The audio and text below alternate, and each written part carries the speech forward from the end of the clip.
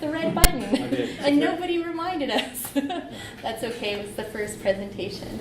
So yes, I've been working with Drupal since 2010, which I think compared to some people here is I'm a relative newbie. Yeah, it's something that now that I'm at McGill, I'm very ingrained in working with Drupal. So. Yeah, and I've just been at McGill since last year, but I've been working with Drupal since Pluto was a planet. So it's been a while.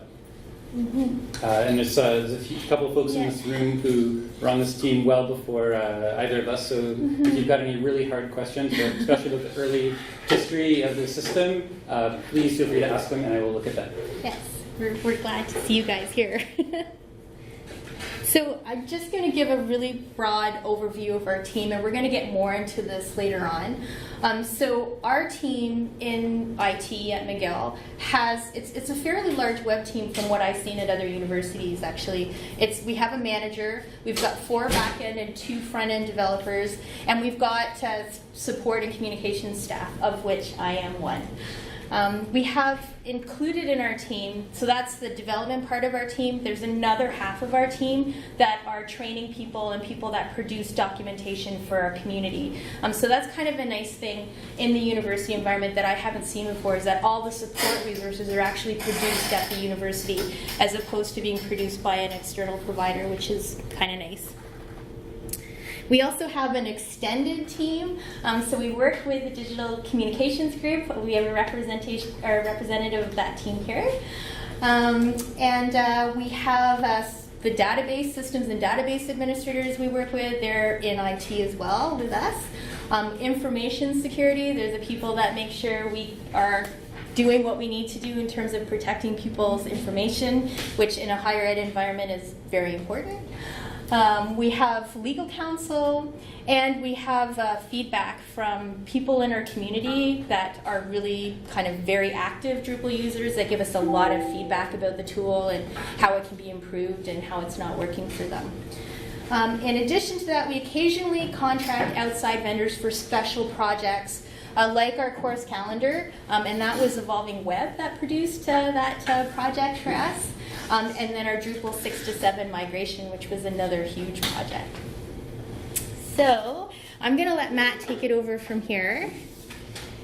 Take it away. Great. Yeah. So I'm going to speak too fast for you to take notes, but the slides are already online, bit.ly/Drupal-McGill, and that address will be in the last slide as well. So with that said, here I go. Yeah, the technical side. And then Joyce will talk about how humans actually can use it, because otherwise what's the point?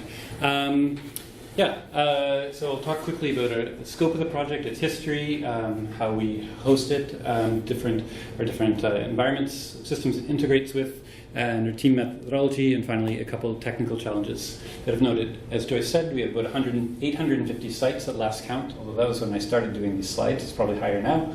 So that's everything from the McGill.ca homepage, sites for different faculties, down to small research labs. Anyone at McGill who wants a website and isn't a student, for the most part.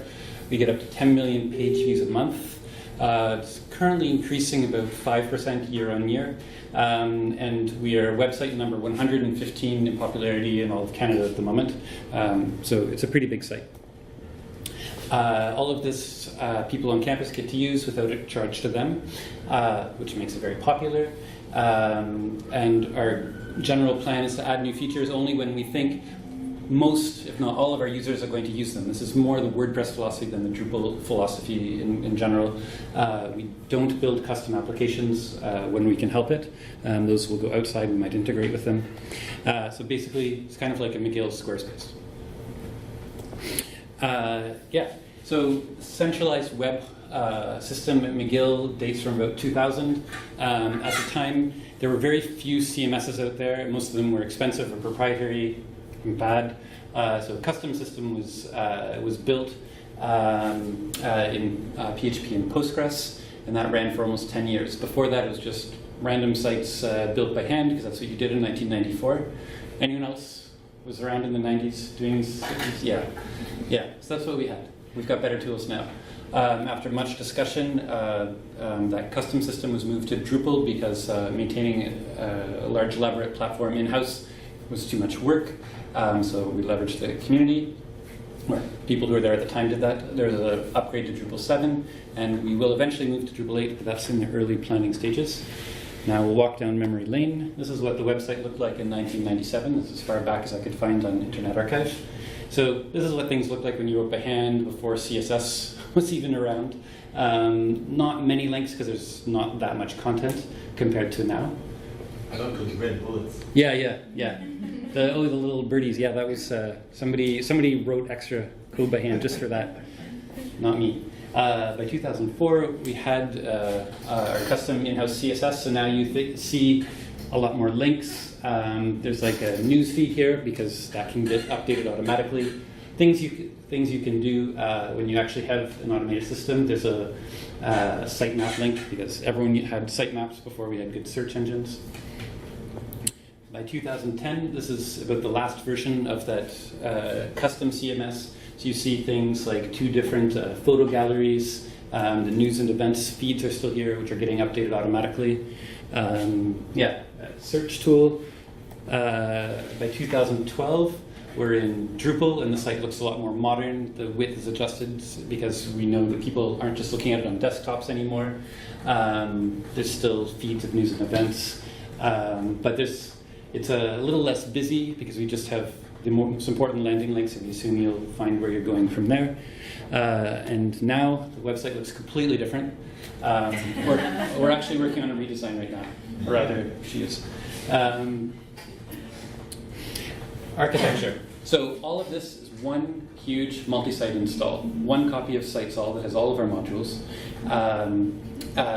and one theme, except for a couple of specialist sites like the homepage, which have their own theme. So so our PHP opcode cache gets to keep just one copy of views.module, for example, around. And it means if we make one change, it gets deployed to all of our sites at once. The main shared navigation system is that the primary menu links on the homepage, when you update it, that gets saved to an HTML file, which gets loaded by all the themes on the other sites. So every site gets exactly the same central navigation system. There's also a shared emergency message system, which is important for universities. So if there's some catastrophe going on campus, one central site will write flat HTML files, which will then take over, like put a banner on top of the page or take over your whole site if there's something urgent that needs to be announced to everybody. There's also a capacity for external developers to build a site on top of this. So they basically have a Git repo which gets put into a site-specific directory because those will override copies of modules in a Sitesall directory. We're looking to improve that system that we've got now. Environments, we work locally in Docker. We also have a shared testbed server for people on our team who aren't as familiar with the command line. We have QA instances, so it's just shared integration system instances. Stakeholders will sometimes come and look at things there if they want to do an extra round of UAT, otherwise we just do it for them. And there's a separate QA instance where external developers get to test how their modules work on top of our collection of modules. Our production, we have 3 production environments. So there's one specifically for training sessions, which are, another for content staging. So if you're building a brand new website, you build it there before it goes live, and then the live sites themselves. That count of 850, by the way, was just the live sites. Code. So we have over 150 contrib modules. This is a lot, but we have a complex system. We're currently using Jenkins to make tickets when one of these needs an upgrade, for example, a security upgrade, although we're moving to GitLab and a scheduled pipeline on Docker.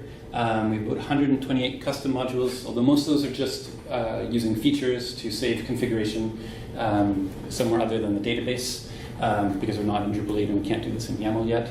The 2 most complex parts that we have a fancy news and events syndication system. So any one of these 850 sites can create an event. It gets pushed to a central hub, and from there, other sites can import a feed of everything with a certain category, for example. So sort of like an internal RSS system, which is very popular with our users, and that's existed since that custom CMS that I mentioned.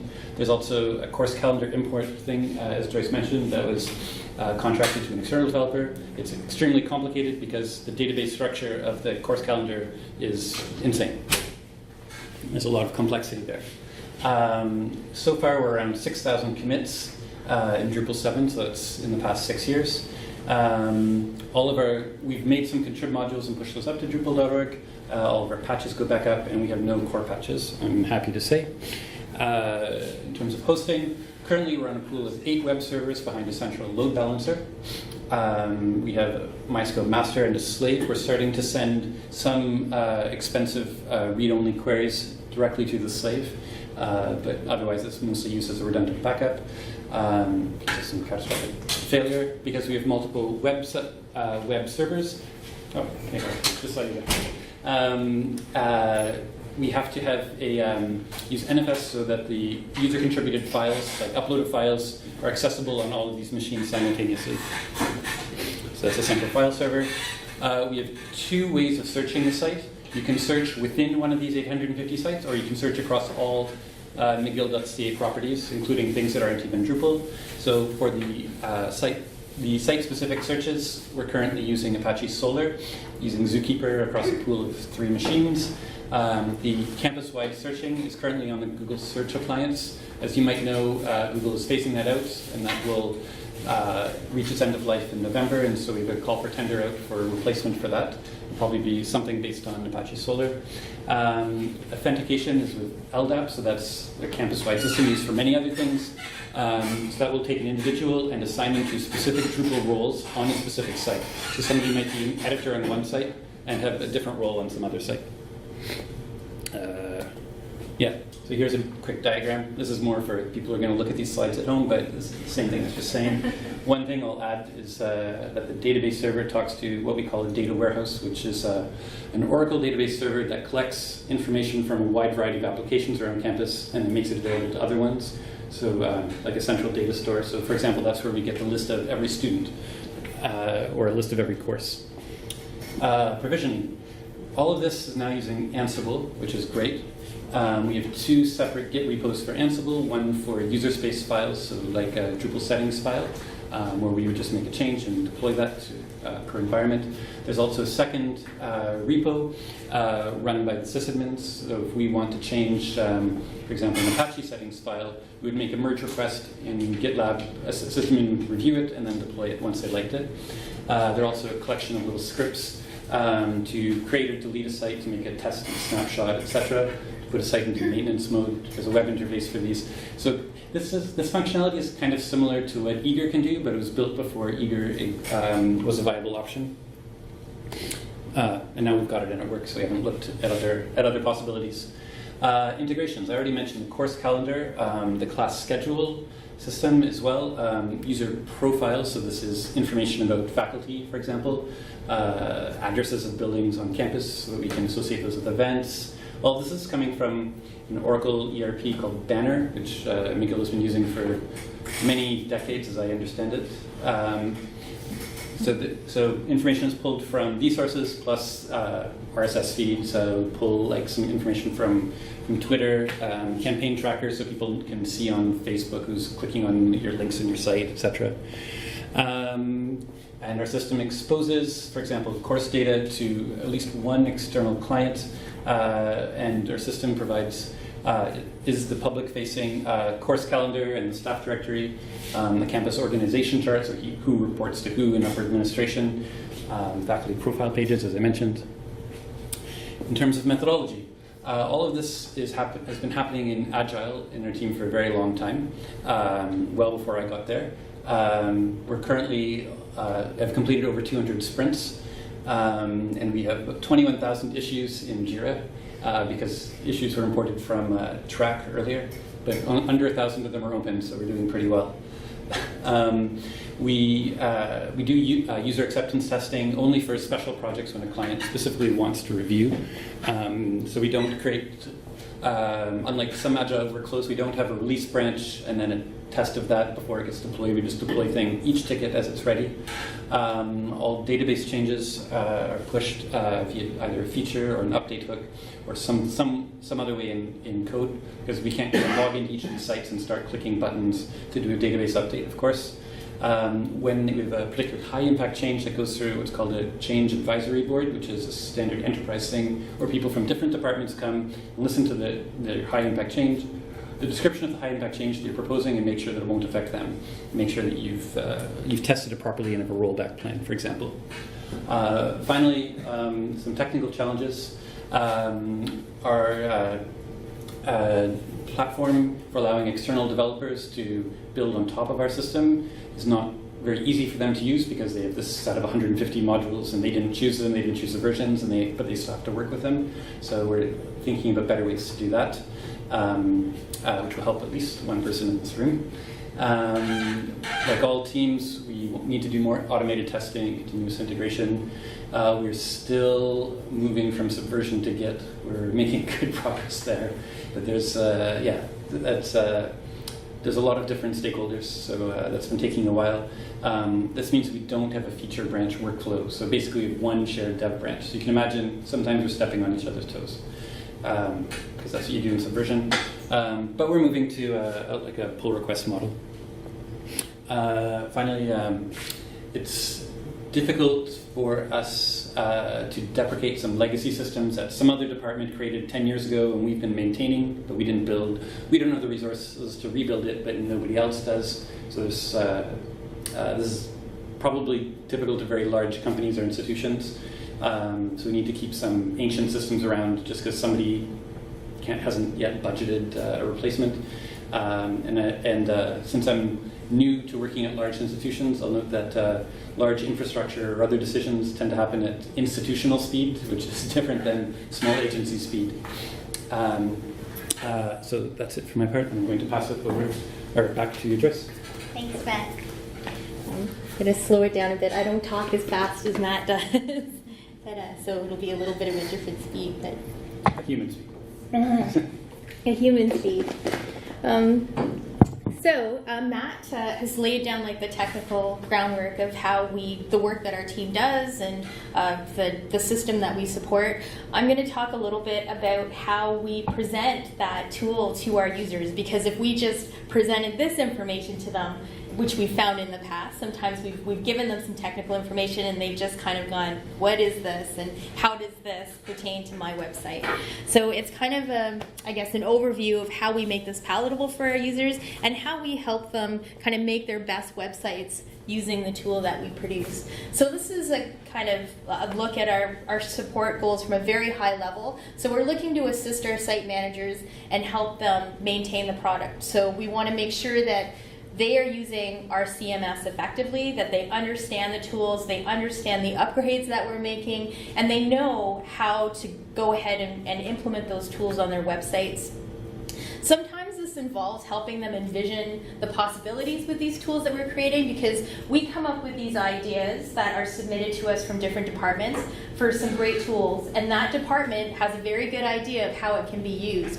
But we have 1,700 other site managers on campus that now have access to that tool, and they might not understand how that can be used on their website. So we've come up with some ways of working more closely with our community of site managers to help them get a better grasp of what the possibilities are. And one new thing that we're also doing too, I've been hearing a lot about this lately, is UX testing. So not just helping our site managers to use the tool as best they can, but to help them understand their audiences better so that when they're creating their websites, they are actually building them in a way that is better for the users. And you know, with our site managers, we're finding a lot of them they're support staff. They're not necessarily dedicated web people, so they don't do redesigns all the time. They don't understand techniques of user testing. That's not something they're going to do year after year, so it's something that they really need help with sometimes. So Matt had a technical challenges slide. This is the support challenges slide. These are things that I'm sure are pretty standard in large institution environments. If you've worked with large institution environments or are in one, you probably recognize some of these. I'm going to talk a little bit about that last one because it's something that we've recognized lately and we're really kind of focusing in on as something that's important. We haven't thought about it in the past, is the fact that the people that are doing our updates, our site managers, aren't people that are in strategic authority positions, so they don't have the authority to be able to make decisions on their sites that can best take advantage of the tools that we're implementing.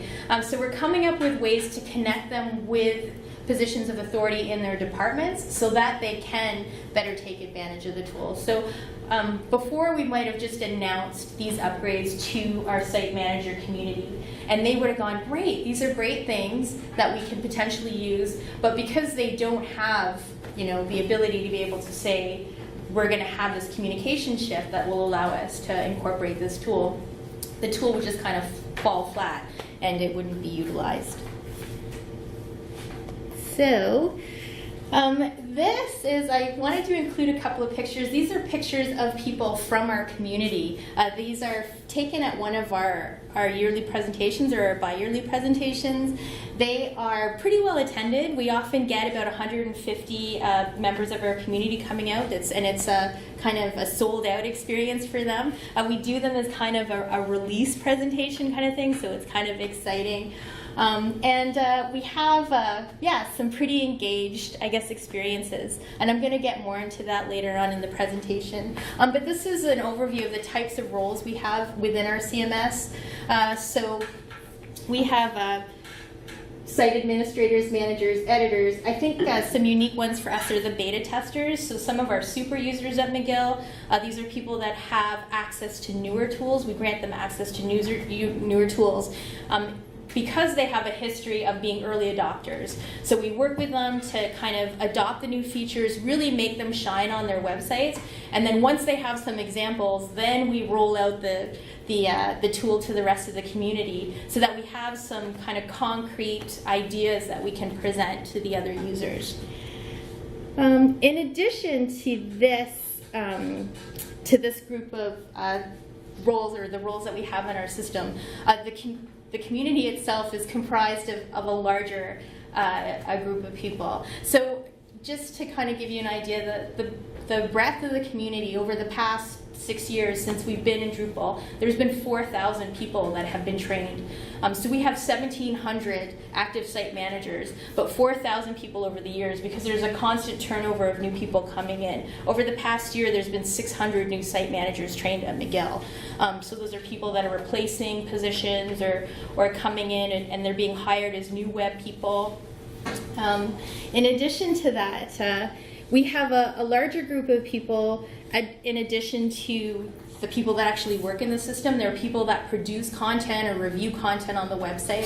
So when you look at the full scope of the McGill community, even though we have 1,700 active site users, it's probably a much larger group of people that work with our WMS. So Matt took a look at the way things used to be on our website. This is what we used to do in terms of, an example of what we used to do in terms of how we communicated to our community. I know it's kind of small, but this is a snapshot, it's a screenshot of all of the tasks that we had in our current iteration. So each month we would take the tasks that we had in our current iteration, we would share a list of those tasks with our users, and we would tell them if they needed to see what work we were working on, we would direct them to this blog post. And it really was difficult, I think, for people to pull out what their requests were in this list of very technical, tasks that we were working on. So in some ways, it kind of covered the bases, and I think had our community been more technical, it might have been great. But we don't have a very technical community, so it kind of needed some extra, a little finessing to be able to help people understand. Other things that we would do, we had a WMS website, which we currently have now, but it was kind of a more simple version of the site. It wasn't updated as often. We had meetings with site managers, but we had meetings with a very specific group of site managers. Our outreach is now much more broad than it used to be. And we sent email announcements out as needed. So when there were new features and tools, we would send out information about those updates. But it was kind of a one-off deal. There was not a regularity to it. So that was a look at the way things were, and I think in some instances that might have been effective, but we came to the realization that there were some additional things that could help our community better understand the tools. So this is what our email broadcasts look like now. We send out a monthly e-newsletter that has a compiled list of all the updates and the features that we're currently working on. And that points to our WMS website, which now has articles. We produce a lot more articles, not just about the work we're currently doing, but also about best practices, help with kind of inspiration posts to try and help people understand how they can take these tools and apply them to their websites.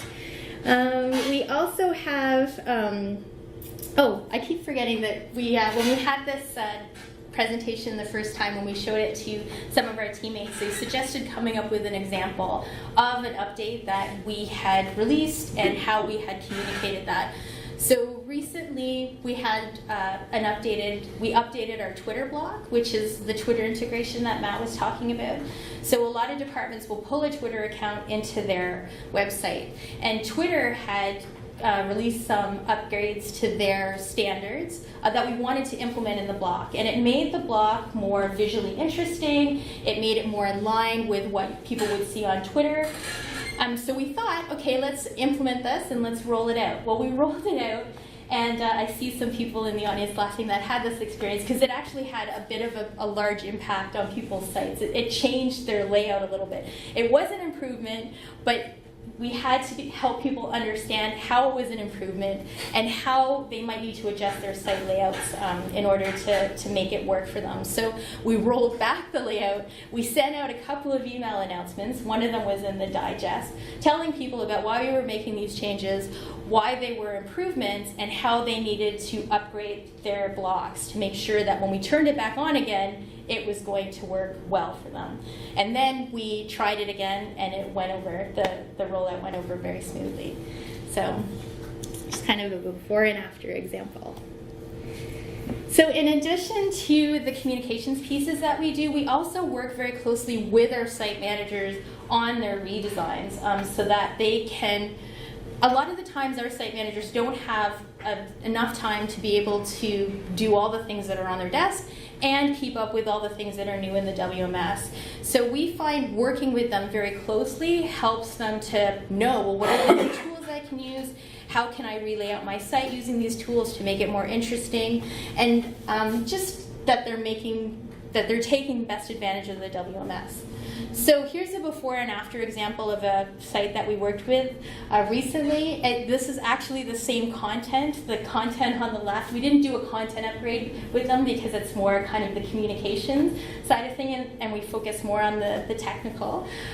So we took their existing content and we laid it out using some new template blocks that we recently released in the WMS. And you can see that it made the site more user-friendly, more scannable. There's a lot of updates that we implemented, but for this site manager, one of the things we wanted to do was she has a very low technical skill level, so we used a lot of tools that were very easy for her to use, and we kept the site kind of simple so that she'd be able to manage it herself. And I think that this is one example, but there's a lot more. There's a lot of other examples of more kind of complex websites. One of them is the Faculty of Engineering. This is not, I actually should have updated this layout. This site manager has more of a design background, so we were able to help him do some more interesting things with this site from a design perspective, and he has really taken that and run with it. So if you're going to kind of look at, if you want to take a look around at McGill's websites, engineering is a good one to take a look at. He's, I feel that site manager has really kind of run with the ideas and really kind of made the WMS work in his own very unique way. So I kind of wanted to show these two examples to give you an idea of the fact that our tool has to work for a lot of different people with a lot of different technical skill levels, and that's one of the ways in which we allow people to kind of make their own mark. I'm getting closer to the end. This is one of the support resources that we have. It's our knowledge base documentation. So our knowledge base is part of a larger IT knowledge base, and we found out this year that we're actually the largest producer of articles in our IT knowledge base. So the whole knowledge base has about 800 articles. 100 of them belong to the WMS, which, as you can imagine, there's a ton of systems at McGill, and an eighth of those knowledge base articles are WMS articles. So the other half of our team, the documentation side of our team, they work on producing these documents for our community. So they're how-to documents about, for example, how to create a page, how to translate a page to French, everything that you need to do in the WMS. So yeah, the documentation team are big fans of us because we're constantly updating our documentation, which isn't something that the other teams in IT do at McGill. So we also have training. As I mentioned, we have our site manager, site editor courses, which are quite well attended. There's 2 of each course each month, and usually they have about 6 to 8 people in them. And then we also have a drop-in lab, the WMS 302 course. So I checked over the course of the past year. As I mentioned, we had 600 people take these courses. In addition, we do special training for different kinds of projects that are going on or special instances. A recent one that we did that was kind of neat is we sat through training with someone that was visually impaired, and he was using screen readers to update websites at McGill. So it was interesting to see his experience, and we kind of made some notes in terms of improvements that we could make to help him do that. It was pretty unique, I think. So this is the last support type, initiative that I'm going to talk about. That's our community presentations and outreach. You'll recognize some people in the audience here in these photos. These are, again, at one of our presentations. To me, this is the most important part of how we connect with our community. This is where we go out and actually meet with our community members face to face and get to interact with them. And we don't just have the community and support people come out to these, the development team comes out too. I think this is really important that this is something that we do together. We get to talk to them, listen to their ideas, and we help them to connect with each other too. I think that there's a lot of relationships forged at these events where site managers will get together and talk and inspire each other to do better things with their websites. And I think that that's really the most exciting part for me, of my job, I guess. Oh yes. We're going to share the presentation, a link to this presentation, or Matt already has actually. You can click these links to view our presentations if you want, so you can see how we present our tools to the community, the types of new releases we've worked on over the past year, and some of the best practices that we... And the guy in the middle isn't taking a nap. Oh yeah. When we were showing this to people on our team, they're like, but that guy's sleeping, you have to remove that slide. He's not sleeping. I included that photo because everybody else looks really engaged, and he actually just blinked in that moment. He wasn't sleeping. So I'm going to turn it back over, to Matt to wrap up. But an early thank you to everybody for coming in. In fact, we're going to turn it over to you folks for questions or horror stories from your own experience. Other comments, condolences. If you want, here's how to contact Joyce and myself if you're interested in doing that. And this is the same link I just wrote on the blackboard. So if you want to go look at the slides that I went through so quickly. Thanks for listening to us. And any questions? Anything we got wrong? I have a question around the multi-site setup. Yeah. So from that perspective, what are the challenges when you have to do when you roll out new functionalities or when you do Drupal security update? Are there special challenges to that? And will you replicate that system when you move to Drupal 8? It's working now, so I there's no plans to get rid of that when moving to Drupal 8. We might have, all of the sites now are in one virtual host on each machine, so we might create separate virtual hosts for special projects, for example, sites built by external developers. But the main group of sites will probably live in one virtual host with one multi-site setup. I mean, if only because it's a huge win for PHP op cache, so it means a lot less work for the web nodes. In terms of challenges, so to run cron, I didn't mention it, but to run cron, there's basically a script which is running at all times, and it runs cron, goes through the sites in alphabetical order and runs cron on each one, and then it goes back to the beginning and keeps running. So about once every 15, 20 minutes, cron is run on each site, because we've had requests from our users that news articles show up like not once an hour, but faster than that. So that script just is constantly running and going through the sites, and then there's a second script which gets fired off by cron, like Unix cron every 15 minutes maybe, that checks that first script is still running, and if not, it starts it up again. So we have to do things like that. For database updates, well, so for example, the recent Drupal get on 2.0, 2.1, those didn't involve database changes, so we just had to push code. So we tested very quickly. We tested, and then we just did a code push, and we had a hook that takes that and distributes it on all of our web servers. So that was very easy. And we decided to do once per environment, so that was quick. When we have to do database updates, so some features revert, for example, we have a script that then goes through each of these sites and runs update DB on each one in turn. So we have a little utility scripts that will go and run a drush operation on every single site. The kind of thing that systems like Eager will do for you, but we had to build little scripts to do this because our system predates Eager. Besides that, big challenges. It's a lot easier than running 850 sites in their own directory. That's the main reason. Yeah. And is this a common setup in universities? My understanding is that Drupal multi. So Josh Koenig, I think his name is, one of the founders of Pantheon, went on a big rant on his blog once about how Drupal's multi-site was evil and nobody should use it. He's a very smart guy. I will, with full respect, disagree with him. The main users of that, the Eager experts in the room can speak more to this, but my understanding is that the main use cases for Drupal multi-site are people who have hundreds of sites that are all very, very similar, not content, but architecturally.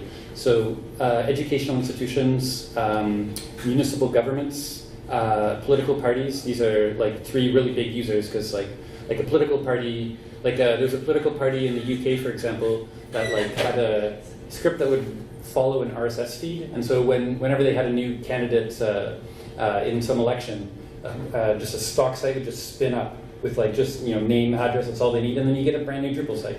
And so they don't need those to be in separate directories. I think if you, not to interrupt. Please. The thing about that rant that Pantheon posted on their blog about don't use multi-site, it's evil, if you actually scroll down through the comments and people say, well, you're wrong for these reasons, he actually concedes at one point, yeah, you're right, for that use case it makes sense, but that's the use case people would be using multi-site for. Yeah. So I saw that whole article as just a marketing ploy by them to get people to say, forget that, we're get people using Pantheon. You don't need multi-site, just come and use us. But it's not. I think it's ridiculous too. It's not. Yeah, I think he mostly didn't want to have to implement multi-site because right.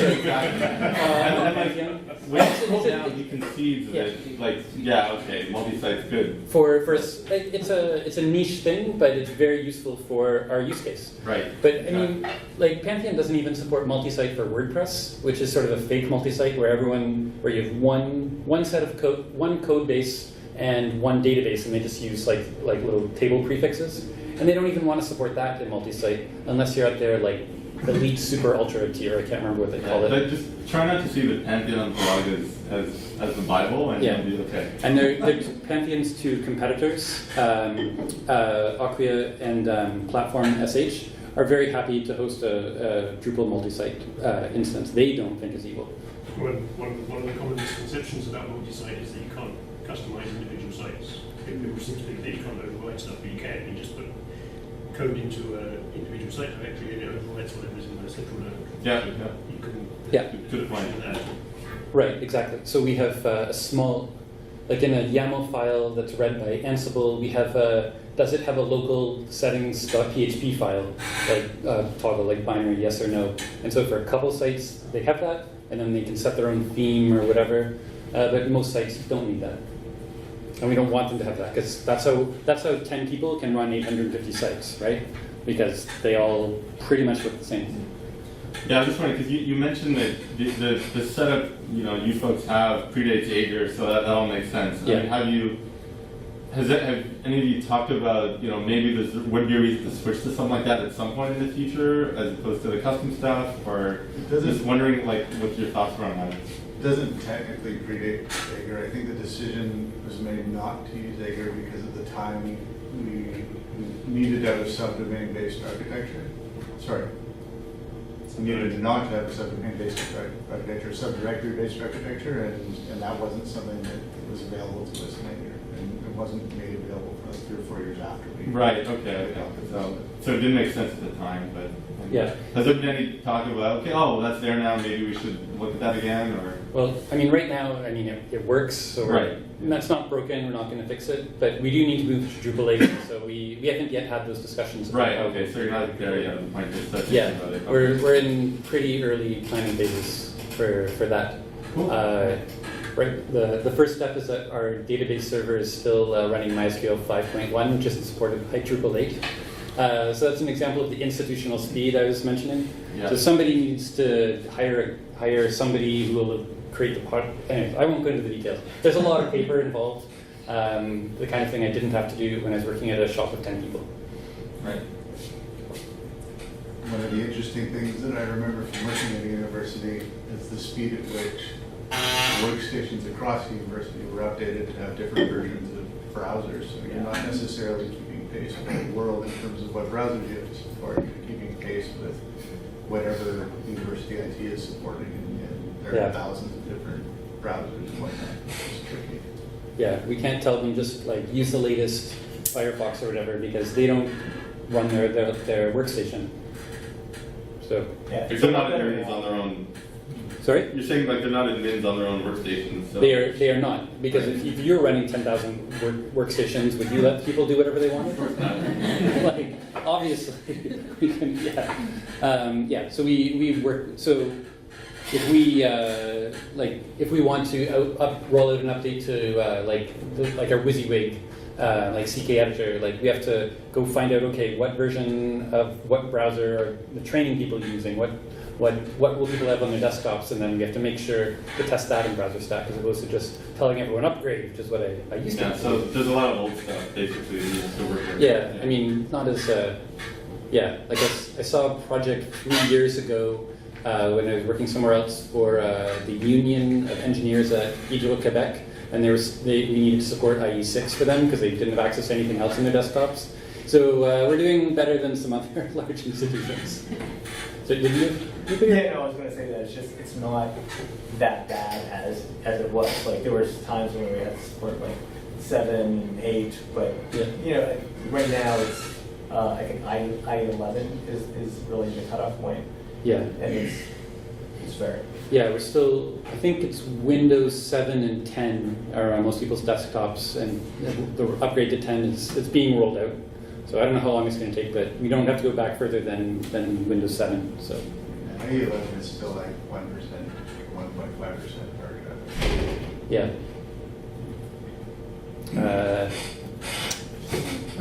If somebody, a site builder, need a module or a custom implementation, how does it work?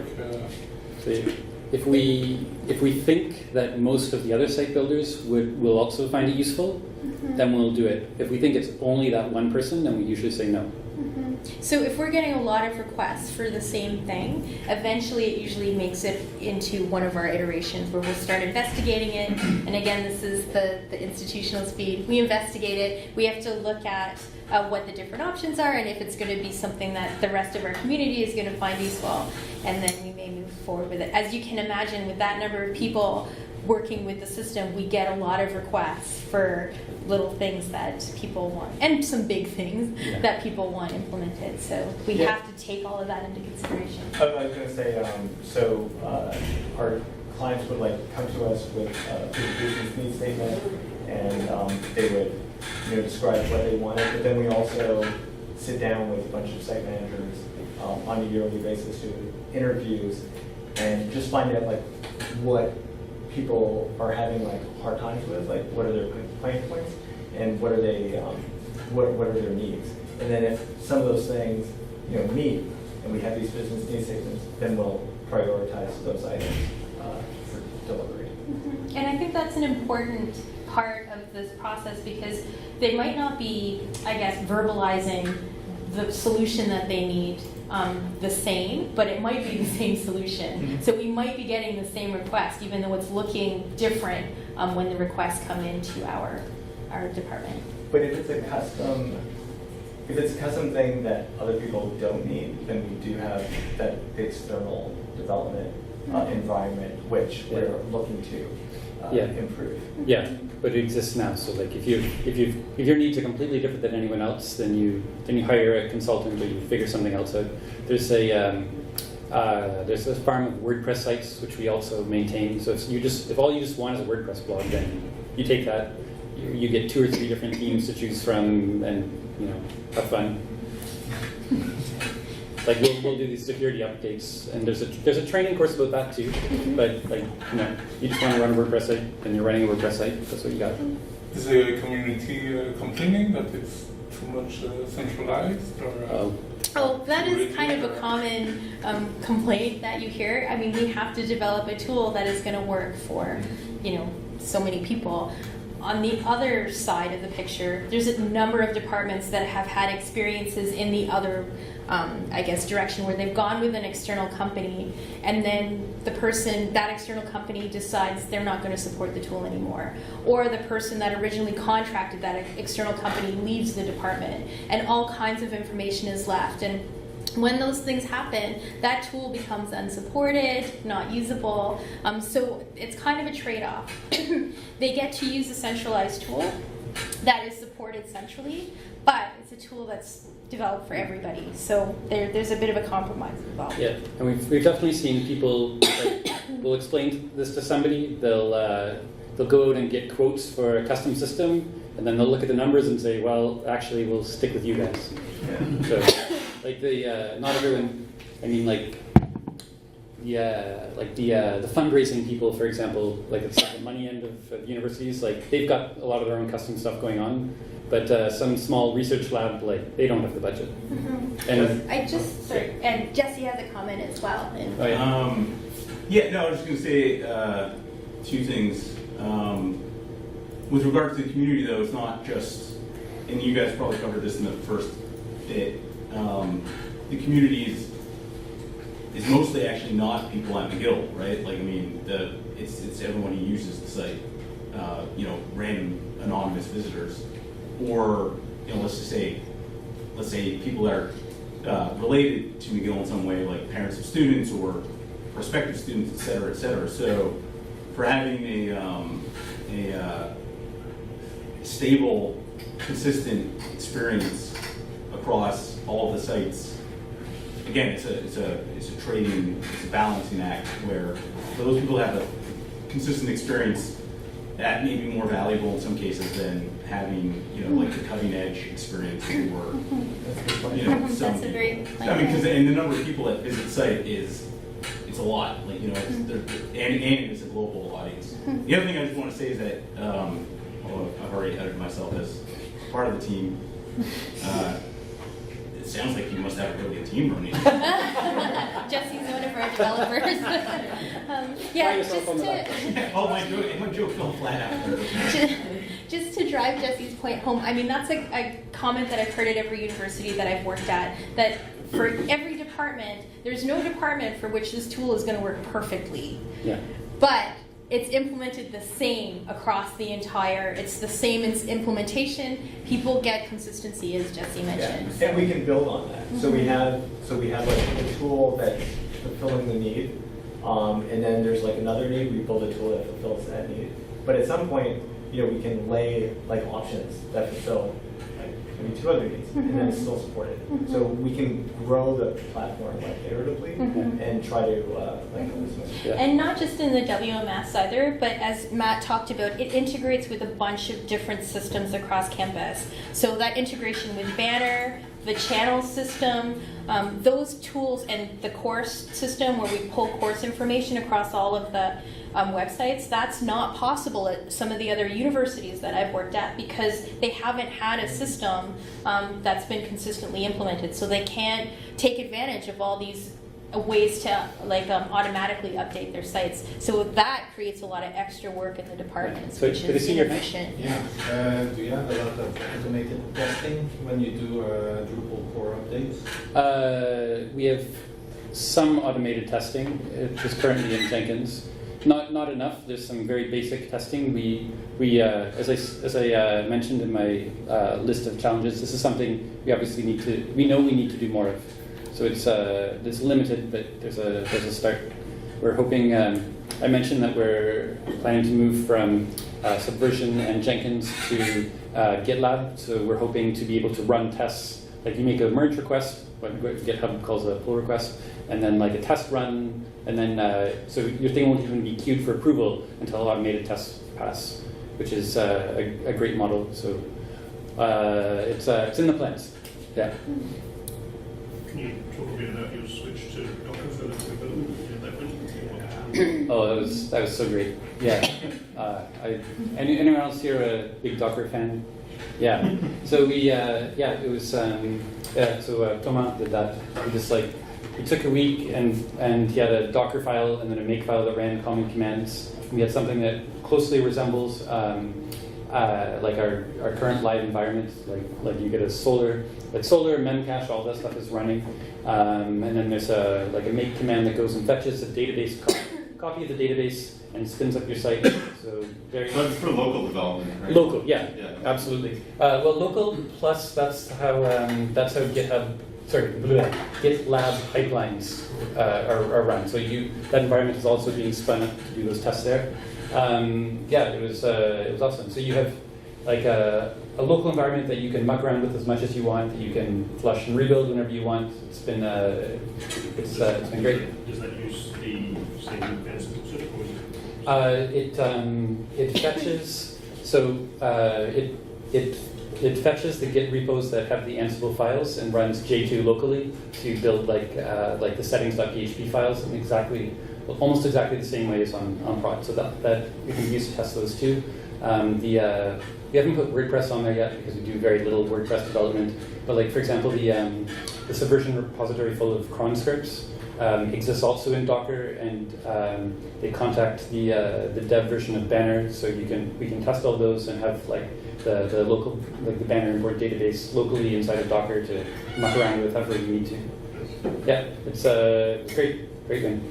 Yeah, note on that is that so I'm a mainly front-end developer, or was initially anyway, and so I never had Drush access because our test bed was on it was on a server that had other stuff, so I didn't get Drush access or any access to that server. So with Docker though, I can I'm running it locally. I can do all that stuff I couldn't do. So I can, simple things like clearing the cache or installing a module, I can do all that much more easily. I mean, the only bottleneck is I guess RAM effectively. Yeah, it means we're mitigating that. It did mean a request for some extra hardware for the local workstations, but that's to be expected. And there's even there's scripts like the Ansible folks have stuff that will take Ansible configuration and just spin up Docker files like automagically. So we didn't even use that, but potentially we could do that in the future. So I think we should wrap up because it's about maybe noon one then. or two more questions. Yeah. One more question. When are you planning to Drupal 8? Great question. So I figure we've got about 3 years before we need to deprecate Drupal 7. That's just my guess based on the speed these things usually move. You can just say when Drupal 9 comes out. Well, That's right. kind of what happened with Drupal 7. Yeah. So I figure we've got maybe 3 years. So my personal hope is that we'll start working on that next year. But we do have an investigation ticket in an upcoming iteration, so we Yeah. are looking at investigating it now. Yeah. But we're in very early stages. Getting familiar. Yeah. So we'd like to set up a couple small test sites in Drupal 8 as a way to experiment with it. But it's the Drupal 6 to 7 migration. Well, I wasn't there. I guess I understand this is about a year and a half. I think it's more than that. It took a while. I wasn't there for the end of it, I was there for the start of it. Actual implementation was about a year and a half, but there's a bunch of stuff that happened before that, so probably 2 or 3 years. Is Yeah. there anything left in D6? There's one Drupal 6 site left. Technically, it's not done. It's one custom application. So remember, I was talking about like legacy things that were built by other people that we ended up supporting that don't have the resources to support. So yeah, there's one. It's the GPA calculator site. We did shut down photos though. Yeah. Oh yeah. The photo site's gone. So sorry, I know there's a lot of Yeah. inside gossip. That just happened. Yeah. We're working on it. But yeah, there's one Drupal 6 site left that is a custom application that was built by someone external, and the new people don't want a budget, and blah, blah, blah, blah, blah. So it needs to die. But I'm more excited to kill off the WPS, the old Postgres-based thing, because that's when Mark left. Mark walked out the door with as the only Postgres expert in all of McGill, as far as I can tell. So now we're sitting there with our fingers crossed. But so far so good. But that's not a sustainable plan. Well, thanks everyone. I guess it's lunchtime. I see people are heading Yeah. out into the hallway. So thank you so much for Thank coming. you. Contact We're about to go get lunch, so come join us if you want. us. We're Or going come for talk to us. Korean and Canada.